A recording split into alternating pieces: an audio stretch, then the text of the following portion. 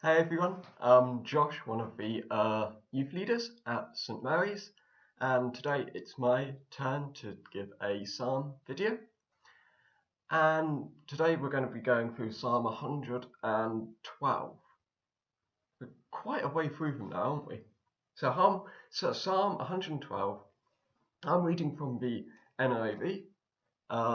Whatever version you read from is fine. Praise the Lord. Blessed are those who fear the Lord, who find great delight in his commands. Their children will be mighty in the land. The generation of the upright will be blessed. Wealth and riches are in their houses, and their righteousness endures forever. Even in darkness, light dawns for the upright, for those who are gracious and compassionate and righteous. Good will come to those who are generous and lend freely, who conduct their affairs with justice. Surely the righteous will never be so shaken. They will be remembered forever. They will have no fear of bad news. Their hearts are steadfast, trusting in the Lord. Their hearts are secure, they will have no fear.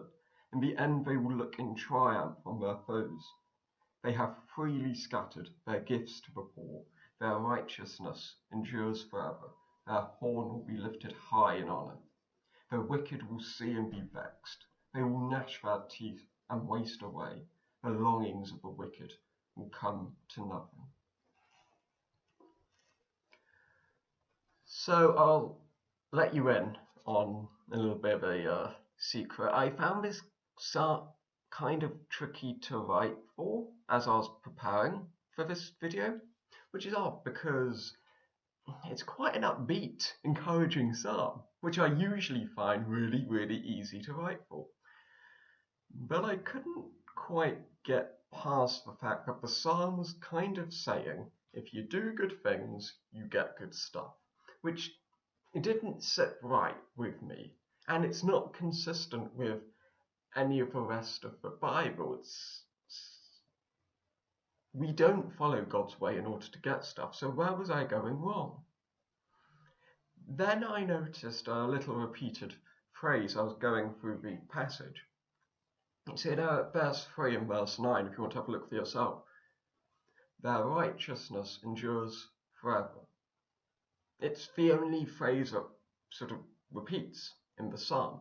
So that's got to be important, right? Well, and then I noticed, okay, let's have a look at what comes before. In verse 3, wealth and riches are in their houses. And then in verse 9, they have freely scattered their gifts to the poor. And then it hit me. Wealth and riches are in their houses, not wealth and riches will be in their houses. It's present tense, not future tense. And that's important. It seems like a small point, but this isn't a psalm telling us to do good to get gifts. It's telling us to do good with the gifts that we already have, which completely opens it up. See, we're all blessed with incredible gifts, and not just money. Well, most of you watching this will be well off compared to most of the world. Certainly not limited to money, but skills and opportunities. What gifts do you have, and how can we be generous with those gifts? It's something to think about. But there's a challenge for us thinking about it in verse 9. And it's a challenge for a lot of us, myself included. And it's this. Is our generosity truly freely scattered? See, most of us know we should be generous with our time, gifts and money, and we're happy to do so, as long as it doesn't inconvenience us too much. We'll be generous, for sure, but we'll make sure we're comfortable first, which it's ridiculous when we think about it. It's saying, oh, be selfless, as long as it doesn't actually cost myself. And again, maybe that's something to think about. How are we generous with our gifts? But If you hear that and think, another talk about the good we ought to do, and then try and begrudgingly get on with it, well, that's not quite the right attitude, and this psalm covers that as well. Have a look at verse 2. Blessed are those who fear the Lord and find great delight in his commands. See, the psalm isn't instructing people to be generous with their gifts because they have to be, but because they want to be. Everything I talked about before, nothing's going to change in us, in our lives, our actions, unless we truly, deeply want it to. See, God's not a harsh schoolmaster giving commands, demanding our obedience. He gives us commands and asks us to follow them, to choose to follow them, knowing they are good.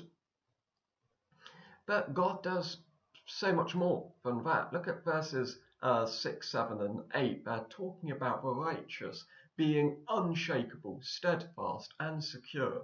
They trust in the Lord. See, God has done so much for us. The psalmist has seen it. Right, so all the way through the Psalms, we see what God's done. And for us today, we can see it in our lives, we can see it in the Gospels. God came to die for us. And so we know beyond all doubt that he's in control and that he loves us and wants the best for us. And that gives us the best possible reason to want to follow God, to want to follow his way. So often we tend to fall into the trap of thinking we need to do better, to have a better relationship with God. But it's the other way around. That's what this psalm tells us. Focus on God, focus on Jesus. Everything else will follow. Have a great day.